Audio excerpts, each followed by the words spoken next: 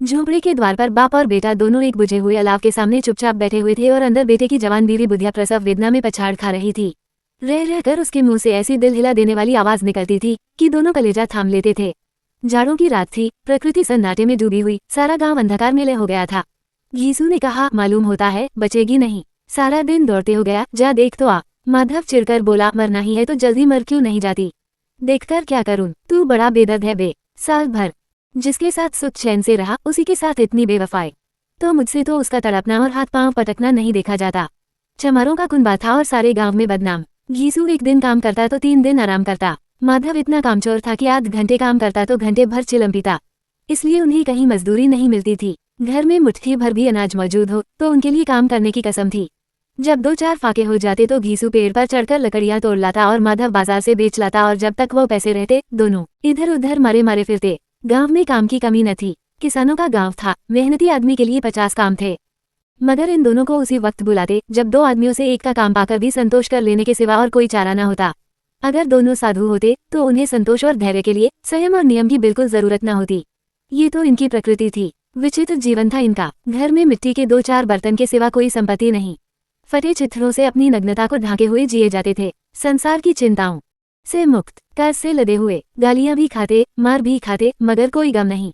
दिन इतने की वसूली की बिल्कुल आशा न रहने पर भी लोग इन्हें कुछ न कुछ कर्ज दे देते थे। मटर आलू की फसल में दूसरों के खेतों से मटर या आलू उखाड़ लाते और भून भानकर खा लेते, या 10 पांचों को उखाड़ लाते और रात को चूसते। घीसू ने इसी आकाश वृत्ति से 60 साल की उम्र काट दी और माधव भी सपूत बेटे की तरह बाप ही के पद चिन्हों पर चल रहा था, बल्कि उसका नाम और भी उजागर कर रहा था। इस वक्त भी दोनों अलाव के सामने बैठकर आलू भून रहे थे, जो कि किसी खेत से खोद लाए थे। घीसू की स्त्री का तो बहुत दिन हुए देहांत हो गया था। माधव का ब्याह पिछले साल हुआ था।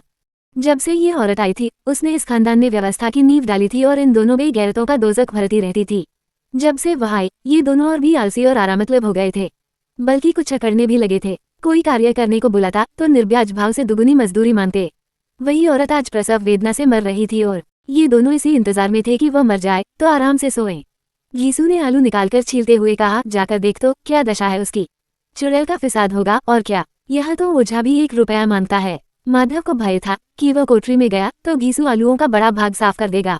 बोला, मुझे वहां जाते डर लगता है। डर किस बात का है, मैं तो यहाँ हूँ ही, तो तुम ही जाकर देखो न। मेरी औरत जब मरी थी तो मैं 3 दिन तक उसके पास से हिला तक नहीं था, और फिर मुझसे ले जाएगी कि नहीं। जिसका कभी मुंह नहीं देखा आज उसका उभरा हुआ बदन देखूं, उसे तन की सुध भी तो न होगी। मुझे देख लेगी तो खुलकर हाथ पांव भी न पटक सकेगी। मैं सोचता हूँ कोई बाल बच्चा हो गया तो क्या होगा। सौंठ गुड़ तेल कुछ भी तो नहीं है घर में, सब कुछ आ जाएगा। भगवान दे तो जो लोग अभी 1 पैसा नहीं दे रहे हैं वे ही कल बुलाकर रुपए देंगे। मेरे 9 लड़के हुए, घर में कभी कुछ न था, मगर भगवान ने किसी न किसी तरह बेड़ा पार ही लगाया। जिस समाज में रात दिन मेहनत करने वालों की हालत उनकी हालत से कुछ बहुत अच्छी न थी, और किसानों के मुकाबले में वे लोग जो किसानों की दुर्बलताओं से लाभ उठाना जानते थे कहीं ज्यादा संपन्न थे, वहाँ इस तरह की मनोवृत्ति का पैदा हो जाना कोई अचरज की बात न थी। हम तो कहेंगे घीसू किसानों से कहीं ज्यादा विचारवान था और किसानों के विचार शून्य समूह में शामिल होने के बदले बैठकबाजों की कुत्सित मंडली में जा मिला था। हाँ, उसमें ये शक्ति न थी कि बैठकबाजों के नियम और नीति का पालन करता, इसलिए जहाँ उसकी मंडली के और लोग गाँव के सरगना और मुखिया बने हुए थे उस पर सारा गाँव उंगली उठाता था। फिर भी उसे ये तस्कीन तो थी ही कि अगर वो फटेहाल है तो कम से कम उसे किसानों की सीजी तोड़ मेहनत तो नहीं करनी पड़ती, और उसकी सरलता और निरीहता से दूसरे लोग बेजा फायदा तो नहीं उठाते। दोनों आलू निकाल कर जलते जलते खाने लगे। कल से कुछ नहीं खाया था, इतना सब्र न था कि ठंडा हो जाने दें। कई बार दोनों की जबानें जल गईं। छिल जाने पर आलू का बाहरी हिस्सा जबान, हलक और तालू को जला देता था, और उस अंगारे को मुंह में रखने से ज्यादा खैरियत इसी में थी कि वह अंदर पहुंच जाए। वहां उसे ठंडा करने के लिए काफी सामान थे, इसलिए दोनों जल्द जल्द निकल जाते। हालांकि इस कोशिश में उनकी आंखों से आंसू निकल आते। घीसू को उस वक्त ठाकुर की बारात याद आई जिसमें 20 साल पहले वह गया था। उस दावत में उसे जो तृप्ति मिली थी वो उसके जीवन में एक याद रखने लायक बात थी, और आज भी उसकी याद ताज़ा थी। बोला, वो भोज नहीं भूलता। तब से फिर उस तरह का खाना और भरपेट नहीं मिला। लड़की वालों ने सबको भरपेट पूरियां खिलाई थी, सबको, छोटे बड़े सबने पूरियां खाई, और असली घी की चटनी, रायता, 3 तरह के सूखे साग, एक रसेदार तरकारी, दही, चटनी, मिठाई। अब क्या बताऊं कि उस भोज में क्या स्वाद मिला। कोई रोक टोक नहीं थी, जो चीज चाहो मांगो, जितना चाहो खाओ। लोगों ने ऐसा खाया कि किसी से पानी न पिया गया। मगर परोसने वाले हैं कि पत्तल में गर्म गर्म गोल गोल सुवासित कचौरियां डाल देते हैं। मना करते हैं कि नहीं चाहिए, पत्तल पर हाथ रोके हुए हैं, मगर वह है कि दिए जाते हैं। और जब सबने मुंह धो लिया तो पान इलायची भी मिली, मगर मुझे पान लेने की कहाँ सुध थी। खड़ा हुआ न जाता था। चटपट जाकर अपने कंबल पर लेट गया। ऐसा दिल दरियाव था वह ठाकुर। माधव ने इन पदार्थों का मन ही मन मजा लेते हुए कहा, अब हमें कोई ऐसा भोज नहीं खिलाता। अब कोई क्या खिलाएगा। वह जमाना दूसरा था, अब तो सबको किफायत सूझती है। शादी ब्याह में मत खर्च करो, क्रियाकर्म में मत खर्च करो। पूछो गरीबों का माल बटोर बटोर कर कहाँ रखोगे। बटोरने में तो कमी नहीं है, हाँ खर्च में किफायत सूझती है। तुमने 20 पूरियां खाई होंगी, 20 से ज्यादा खाई थी। मैं 50 खा जाता, 50 से कम मैंने न खाई होंगी। अच्छा पका था, तू तो मेरा आधा भी नहीं है। आलू खाकर दोनों ने पानी पिया और वहीं अलाव के सामने अपनी धोतियां उड़कर पांव पेट में डाले सो रहे, जैसे दो बड़े बड़े अजगर गेंडुलियां मारे पड़े हों। और बुधिया अभी तक कराह रही थी। सवेरे माधव ने कोठरी में जाकर देखा तो उसकी स्त्री ठंडी हो गई थी। उसके मुंह पर मक्खियां भिनक रही थीं, पथराई हुई आंखें ऊपर टंगी हुई थीं, सारी देह धूल से लथपथ हो रही थी। उसके पेट में बच्चा मर गया था। माधव भागा हुआ घीसू के पास आया, फिर दोनों जोर जोर से हाय हाय करने और छाती पीटने लगे। पड़ोस वालों ने ये रोना धोना सुना तो दौड़े हुए आए और पुरानी मर्यादा के अनुसार इन अभागों को समझाने लगे। मगर ज्यादा रोने पीटने का अवसर न था, कफन की और लकड़ी की फिक्र करनी थी। घर में तो पैसा इस तरह गायब था जैसे चील के घोंसले में मांस। बाप बेटे रोते हुए गांव के जमींदार के पास गए। वो इन दोनों की सूरत से नफरत करते थे, कई बार इन्हें अपने हाथों से पीट चुके थे, चोरी करने के लिए, वादे पर काम पर न आने के लिए। पूछा क्या है बे घिसुआ, रोता क्यों है। अब तो तू कहीं दिखलाई भी नहीं देता, मालूम होता है इस गांव में रहना नहीं चाहता। घीसू ने जमीन पर सिर रखकर आंखों में आंसू भरे हुए कहा, सरकार बड़ी विपत्ति में हूँ। माधव की घरवाली रात को गुजर गई, रात भर तड़पती रही सरकार। हम दोनों उसके सिरहाने बैठे रहे, दवा दारू जो कुछ हो सका सब कुछ किया, मुदा वो हमें दगा दे गई। अब कोई एक रोटी देने वाला भी न रहा मालिक, तबाह हो गए, घर उजड़ गया। आपका गुलाम हूँ, अब आपके सिवा कौन उसकी मिट्टी पार लगाएगा। हमारे हाथ में तो जो कुछ था वो सब तो दवा दारू में उठ गया। सरकार ही की दया होगी तो उसकी मिट्टी उठेगी, आपके सिवा किसके द्वार पर जाऊं। जमींदार साहब दयालु थे, मगर घीसू पर दया करना काले कंबल पर रंग चढ़ाना था। जी में तो आया, कह दे चल दूर हो यहाँ से। यूं तो बुलाने से भी नहीं आता, आज जब गर्ज पड़ी तो आकर खुशामद कर रहा है। हरामखोर कहीं का बदमाश। लेकिन ये क्रोधिया दंड देने का अवसर न था। जी में कुर्ते हुए 2 रुपए निकालकर फेंक दिए, मगर सांत्वना का एक शब्द भी मुंह से न निकला। उसकी तरफ ताका तक नहीं, जैसे सिर का बोझ उतारा हो। जब जमींदार साहब ने 2 रुपए दिए तो गांव के बनिए महाजनों को इनकार का साहस कैसे होता। घीसू जमींदार के नाम का ढिंढोरा भी पीटना खूब जानता था। किसी ने 2 आने दिए, किसी ने 4 आने। 1 घंटे में घीसू के पास 5 रुपए की अच्छी रकम जमा हो गई। कहीं से अनाज मिल गया, कहीं से लकड़ी, और दोपहर को घीसू और माधव बाजार से कफन लाने चले। इधर लोग बांस वांस काटने लगे। गांव की नर्मदिल स्त्रियां आकर लाश देखती थीं और उसकी बेकसी पर 2 बूंद आंसू गिराकर चली जाती थीं। बाजार में पहुंचकर घीसू बोला, लकड़ी तो उसे जलाने भर को मिल गई है, क्यों माधव।